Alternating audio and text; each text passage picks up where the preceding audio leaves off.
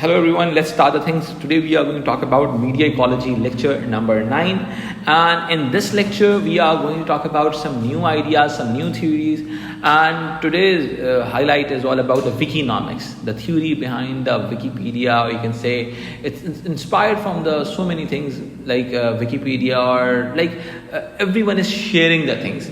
If we talk about today's media ecology, the digital age, or you can say the Web 3.0, everyone is sharing the information. Everyone is having the information. Everyone wants to share their thoughts, opinions, ideas, and everything.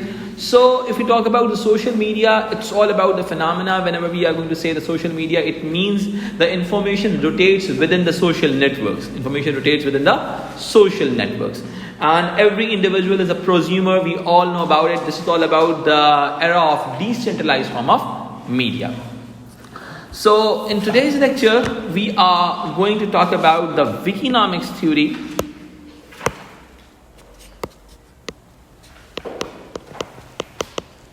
This idea was given by Mr. Don Tapscott.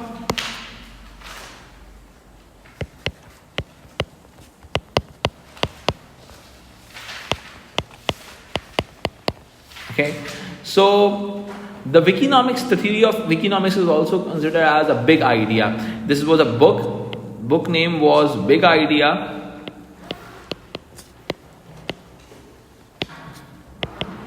By Don Tapscott. So this is all about, now we need to highlight his thoughts and everything related to Wikinomics. Okay, so this theory is all about the online age of e-commerce, or you can say the online age of commerce. Online age of commerce. If we talk about the online age of commerce, it's more about the idea like the whole world is changing in the form of wiki workplace and collaborative minds, enterprise 2.0. If we talk about the whole topics related to the core topics of this book, rotates around the phenomena like the peer pioneers,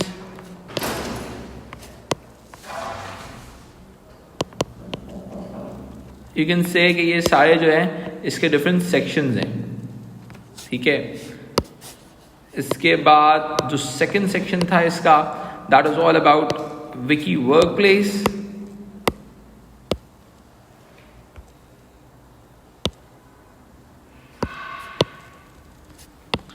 Wiki workplace. I will explain you the whole theory and ideas related to this theory. Wiki workplace. And then we are having another portion, or you can say the section. This is all about the collaborative minds.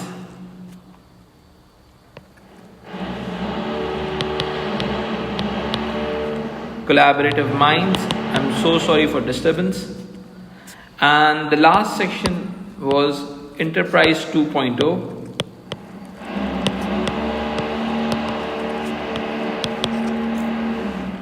So, this is all about the sections and the theories linked with the Wikinomics done by the Don Tapscott.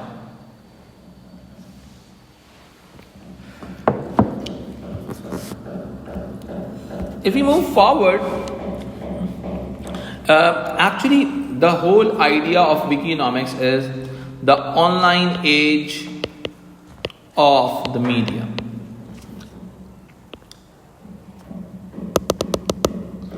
Online age of the media. Okay, so if we talk about the online age of the media, so in this online age we need to analyze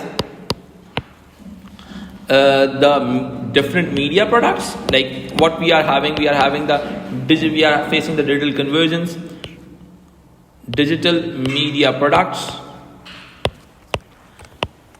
पहले दौर के अंदर हमारे पास gadgets आते थे. आज के दौर के अंदर हमारे पास अपडेट्स आती हैं, सॉफ्टवेयर्स आते हैं. सही है, अब दुनिया में जितनी भी डेवलपमेंट हो रही है वो सॉफ्टवेयर साइड पर ज्यादा हो रही है. एप्पल ने एक अच्छा कैमरा दे दिया, अब उसके बाद वो डेवलपमेंट करेगा इन टर्म्स ऑफ सॉफ्टवेयर. ठीक है, ब्लैक मैजिक के जैसे हमारे पास पहले इक्विपमेंट आता था, हर चीज़ का पहले सिर्फ इक्विपमेंट होता था। आज के दौर में क्या होता है, इक्विपमेंट के साथ सॉफ्टवेयर भी आता है। जैसे ब्लैक मैजिक जो कंपनी है जो हमारे कैमरा रिलेटेड इक्विपमेंट बनाती है, तो अब वो अपनी हर प्रोडक्ट के साथ अपना सॉफ्टवेयर भी अलग से सेल आउट करती है। आपका सिर्फ हार्डवेयर के साथ काम नहीं बनेगा, you need to buy a software also, ठीक है।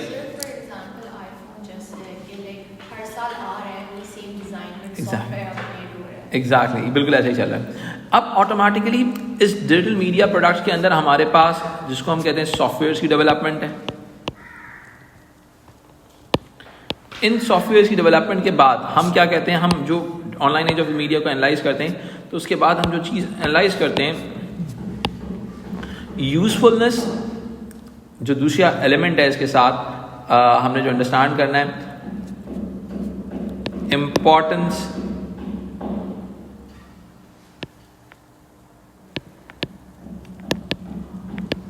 ऑफ वैल्यू, कि भाई वैल्यू क्या सीन है। फिर उसके बाद हम बात करते हैं कि भाई relation with economics. Relation with economics का मतलब क्या होता है कि आपने इकोनॉमिक्स को अंडरस्टैंड करना है, ठीक है, कि भाई ये जो डिजिटल मीडिया प्रोडक्ट्स हैं इनकी मार्केट्स कहाँ पर हैं, ठीक है। अब इसने एक्चुअल के अंदर इकोनॉमिक्स के अंदर इन तमाम एस्पेक्ट्स को डिस्कस किया था।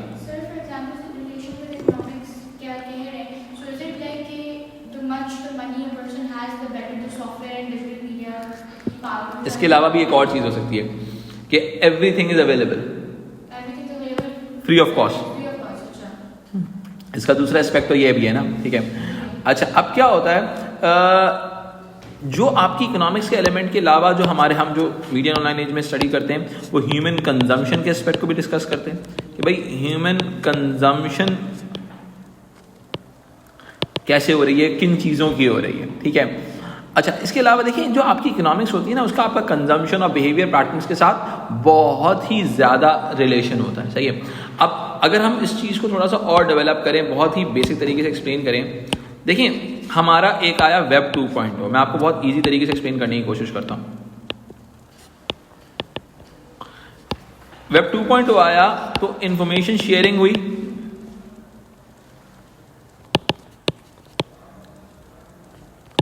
इंफॉर्मेशन शेयरिंग की वजह से हमारे new consumption pattern behaviour develop हुए, न्यू कंजम्पशन पैटर्न बिल्ड हुए। जब न्यू कंजम्पशन पैटर्न बिल्ड हुए तो automatically new form of economics build हुई।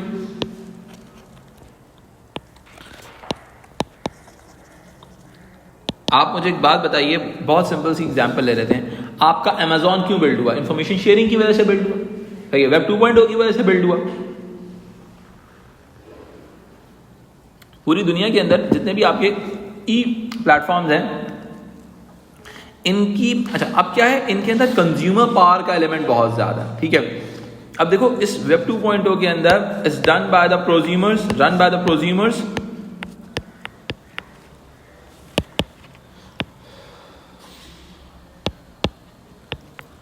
is done by the prosumers.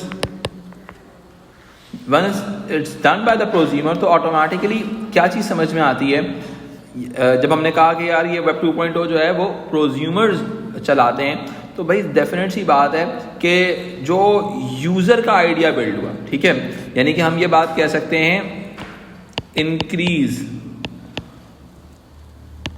Of consumer, increase of consumer power, ठीक है। क्यों इंक्रीज ऑफ कंज्यूमर पावर है? कंज्यूमर के पास अवेयरनेस है, सही है। कंज्यूमर हर चीज जो भी चाहेगा वो डेवलप करेगा, जो इन्फॉर्मेशन शेयर करेगा उसी से कंजम्पशन पैटर्न बिल्ड होगा और new form of economics build होगी, जिसको आप एंटरप्राइज 2.0 का नाम दे सकते हो, ठीक है जी। आगे चलते हैं।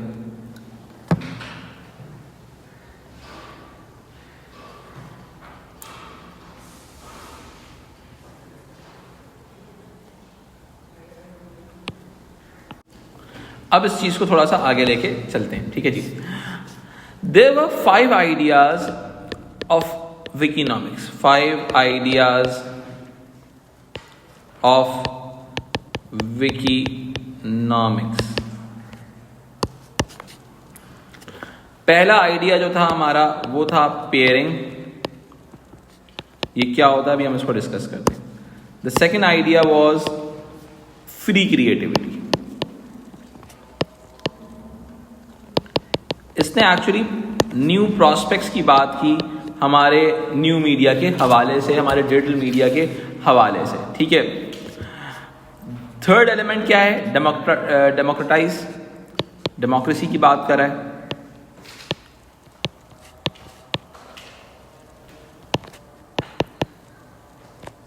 थर्ड एलिमेंट, जो फोर्थ एलिमेंट है वो है थिंकिंग ग्लोबली। पूरी जो थ्योरी है वो इसी 5 एलिमेंट्स में बेस करती है। And the fifth element is perfect strong.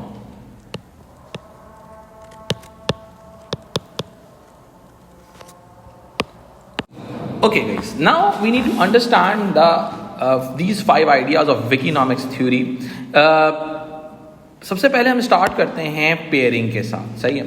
First we need to understand the pairing. The whole theory rotates around these 5 concepts, or you can say these 5 ideas. Number 1 is pairing. Pairing means the whole new media is moving towards the sharing of the ideas. The sharing of ideas, sharing ideas, the people are sharing ideas, data, facts. अब लोग ये कहां पर share करेंगे? लोग share करेंगे आपके internet के ऊपर।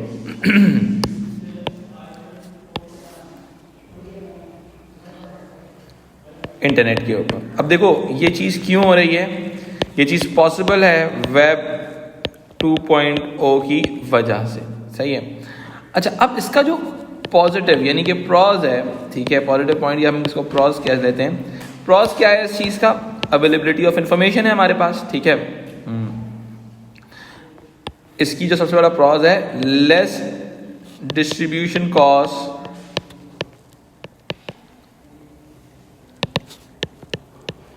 अब कोई न्यूज़पेपर है वो अपना चैनल बना ले, कोई पेज बना ले, ठीक है, फॉर बिजनेस, ठीक है। अब दूसरा प्रॉब्लम क्या है? नेगेटिव एस्पेक्ट क्या है इसका?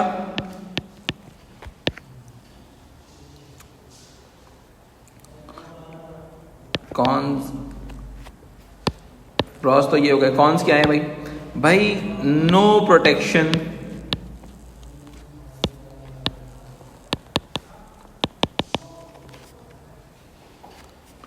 Of creative ideas. कोई क्रिएटिव आइडियाज की कोई प्रोटेक्शन नहीं है, ठीक है। थेफ्ट हो सकता है, मिस यूज हो सकता है, कोई चुरा सकता है, मिस यूज हो सकता है, ठीक है जी। फिर हम इस चीज को थोड़ा सा आगे लेके चलते हैं जनाब। सेकंड जो हमारे पास आइडिया बिल्ड होता है वो बिल्ड होता है किस चीज के ऊपर? अब हम इस चीज को थोड़ा सा आगे लेके चलते हैं। And the idea is free creativity, ठीक है जी। अब free creativity stand for what? कि भाई हमारी इकोनॉमी के अंदर क्या है? फ्री मार्केट है। ये क्या है? फ्री मार्केट है, जिसको हम कहते हैं फ्रीमियम मॉडल्स भी बहुत सारे बिजनेस के कहते हैं कि आप फ्री में यूज कर सकते हो। यूट्यूब का फ्रीमियम मॉडल है, ठीक है। आप इसके अंदर बात कर लो, फ्रीमियम मॉडल, हर बंदा फ्री के अंदर चीज यूज कर सकता है, ठीक है। अब क्या होता है? जो क्रिएटिविटी है आप उसको राइट्स दे सकते हो, ठीक है। क्या कहते हैं, जो इस एरा के अंदर क्या हो रहा है? रीमिक्स हम कह सकते हैं कि it's a remix creative material. Remix creative material जो हमने पहले डिस्कस किया था, पेस्टीज के अंदर भी बात हुई थी, रीमिक्स क्रिएटिव मटेरियल। अब आज के दौर में रील्स होती हैं, ठीक है, फ्री क्रिएटिविटी है। पहले ज़माने में आप आज से 2 साल पहले किसी का गाना यूज़ कर लो, आपको सू कर देता था। आज लोग बोलते हैं भाई ये गाना राइट्स के साथ, यानी कि आपने उसको राइट्स देने, उसको आपने क्रेडिट्स देने, ठीक है। यानी कि फ्री क्रिएटिविटी है कि आप उस गाने को यूज़ करते हुए आप अपना कोई भी कंटेंट शेयर कर सकते हो। समझ रहे हो मेरी बात?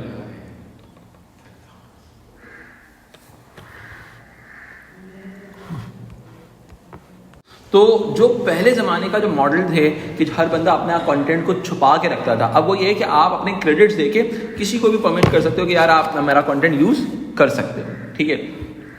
यानी कि जिसने क्या किया, ये एक्चुअली आपका वेब 2.0 ने ये पूरा रेवोल्यूशन लेके आया था।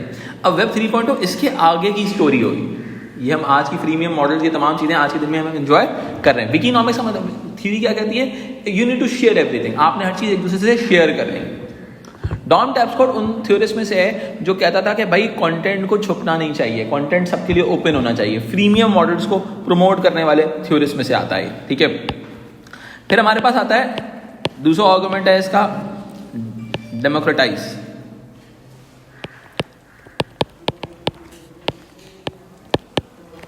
ठीक है। अब इस थ्योरी के मुताबिक क्या है, हमारा जो मीडिया है वो डेमोक्रेसी को प्रमोट कर रहा है, ठीक है। अब क्या हो रहा है, आज की दुनिया के अंदर पेयरिंग हो रही है, आप लोग जुड़ रहे हैं इंटरनेट के साथ। अब जब वो जुड़ रहे हैं तो ऑटोमेटिकली फ्री क्रिएटिविटी हो रही है। इंटरनेट की दुनिया को जब तक कोई बंदा ज्वाइन नहीं करता वो नहीं जान सकता, सही है। वो टेलनॉर का था ना, जुड़ोगे तो जानोगे, सही है। तो वो जुड़ोगे तो जानोगे। मैं समझता हूँ ये थॉट हो सकती है कि they just want to go for the pairing. Agency को ब्रीफ में लिखे आगे दिया होगा कि भाई पेयरिंग, तो उसने कहा कि भाई जुड़ोगे तो जानोगे, because you need to jump in the pool once you want to know about the swimming and everything like that. तो इंटरनेट वर्ल्ड के अंदर आपने पहले पेयरिंग करनी पड़ेगी, then you will enjoy the free creativity, ठीक है। अब उससे होगा क्या, इस जो एक्चुअली पूरी फ्री क्रिएटिविटी से एक चीज क्रिएट होगी जिसको हम कहते हैं media journalism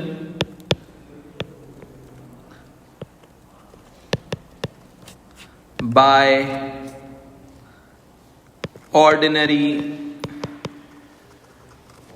people. Anyone can contribute to the news incident and everything like free creativity, जिसको हम सिटीजन जर्नलिज्म का नाम भी देते हैं। सिटीजन जर्नलिज्म का मतलब क्या होता है कि हर बंदा, कोई भी बंदा कंटेंट के अंदर अपना कंट्रीब्यूशन दे सकता है, सही है। अब देखो क्यों हो रहा है, पहले आपने आपको अब जाके थोड़ा बहुत विकीनॉमिक्स समझ में आ रहा होगा। पहले क्या होता है, पहले आप पेयरिंग हुई, आप इंटरनेट के साथ अटैच हुए, अपनी चीज़ें शेयर करना शुरू की, फिर जो अपने आसपास की जो चीज़ें थी आपने वो शेयर करना भी शुरू कर दी। उससे क्या हुआ, ऑटोमेटिकली वो जो फ्री क्रिएटिविटी वाला जो इसके बाद जो एलिमेंट है media journalism by the ordinary people, वो चीज़ सामने आ जाए।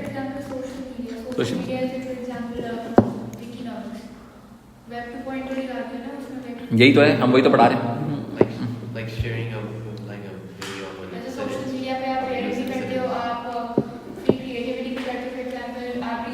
रील्स बना रहे हैं, exactly. Reels is the best example कि जिसके अंदर आप फ्री क्रिएटिविटी को यूटिलाइज कर रहे हो। आप सोचिए ये तमाम चीज़ें आज से 3-4 साल पहले पढ़ाना कितना मुश्किल होता हो, ठीक है। कि भाई रील्स का कोई कॉन्सेप्ट नहीं था, आप यूट्यूब स्ट्राइक मार देता था, आपने क्रेडिट्स देने होते थे, there are so many things, सही है। हम एक रिस्ट्रिक्टेड एनवायरनमेंट के अंदर एक अनरिस्ट्रिक्टेड एनवायरनमेंट को स्टडी करते थे। आज हम अनरिस्ट्रिक्टेड एनवायरनमेंट में अनरिस्ट्रिक्टेड एनवायरनमेंट को स्टडी कर रहे हैं। Web 3.0 and everything, we are all the consumers for that. Okay guys, so इसके बाद जो नेक्स्ट स्टेप जो बताता है हमारा डॉन टैप्सकॉट, वो बताता है थिंकिंग ग्लोबली।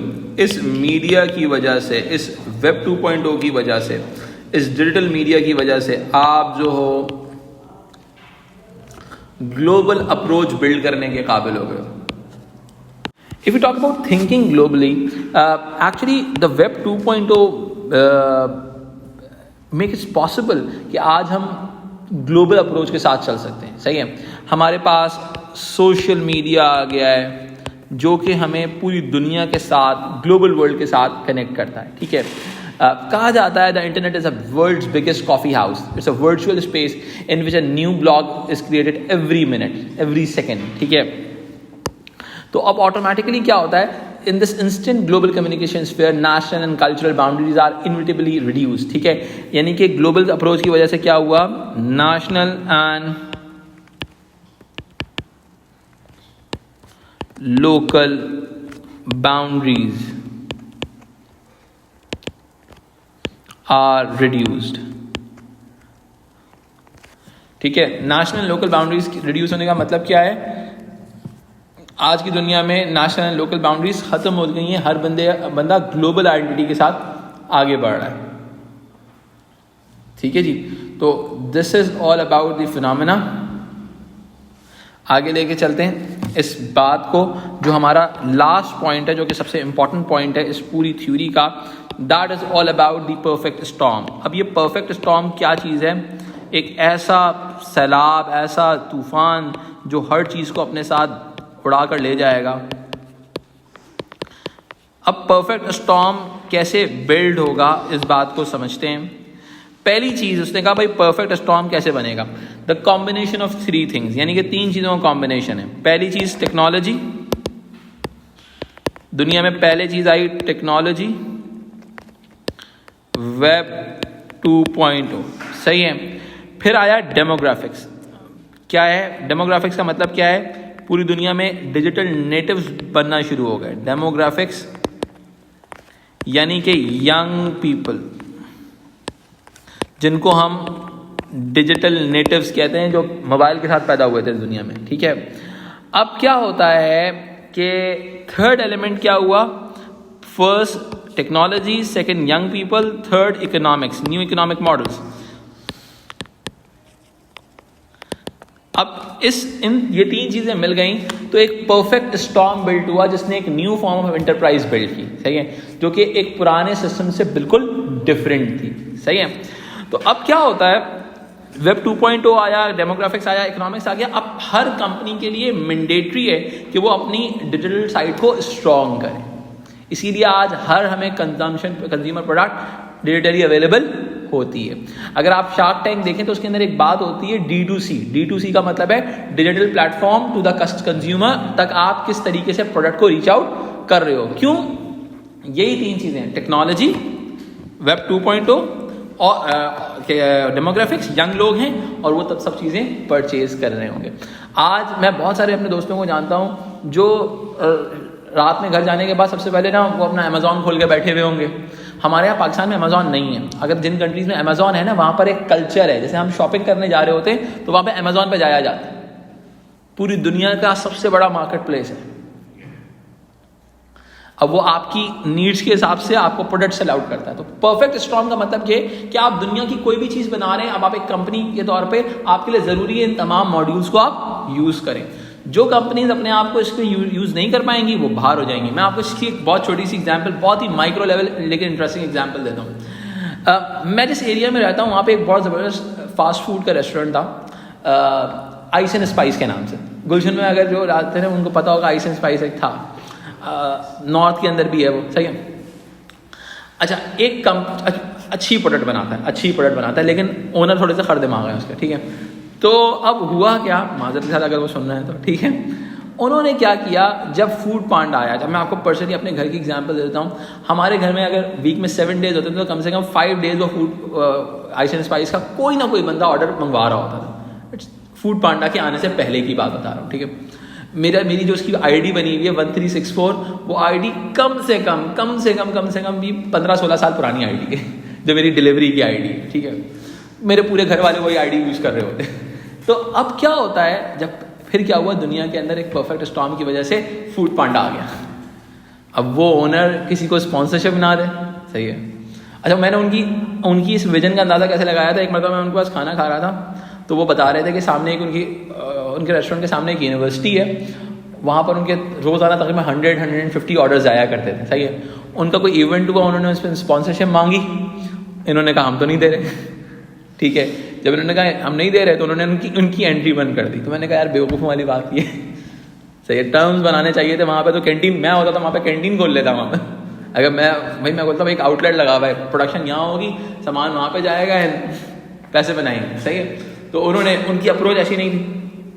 तो फूड पांडा जब आया तो उन्होंने फूड पांडा पे अपने आप को रजिस्टर नहीं किया, क्योंकि 30% मांग रहा था, हार्ट अटैक आ जाता था उनको, ठीक है।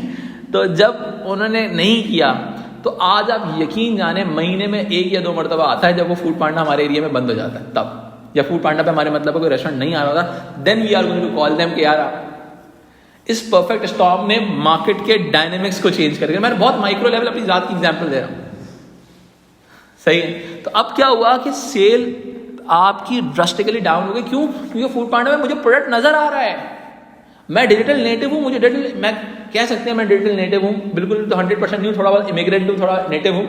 आप लोग सारे डिजिटल नेटिव हैं। एक प्रोडक्ट नजर आ रहा है, मैं महंगे पैसे देके मैं उसे मंगवा रहा हूँ, मुझे नजर, मैं ट्रैक कर सकता हूँ राइडर को कहाँ तक पहुंचा। उसने कभी, शायद मुझे याद नहीं पड़ता, कभी उसने अपने भंड मारा मेरी डिलीवरी में, मैंने उसके साथ थाउजेंड्स ऑफ टाइम मैंने उसे डिलीवरी मंगवाई है, कभी उसने भंड नहीं मारा, बट एक डिजिटल कंफर्ट नहीं है मेरे पास उसका, सही है। तो आपने फॉरेन ट्रांसफर होना है डिजिटल प्लेटफॉर्म्स के ऊपर। अगर जो बिजनेसेस ट्रांसफॉर्म नहीं हो पाएंगे उस परफेक्ट स्टॉर्म के अंदर, वो पीछे रह जाएंगे। That's a basic phenomenon. अब क्या है, दूसरी तरफ कौन से बिजनेस रेवोल्यूशन लेके आ गए? होम शेफ्स का बिजनेस डेवलप हो गया, होम शेफ्स का बिजनेस है। अब क्या है, बिल्कुल एक न्यू मॉडल क्रिएट हो गया कि घर के अंदर कोई भी बंदा काम कर सकता है। So this is all about the idea of economics. I hope you guys were able to understand this concept. Have a great day. Thank you.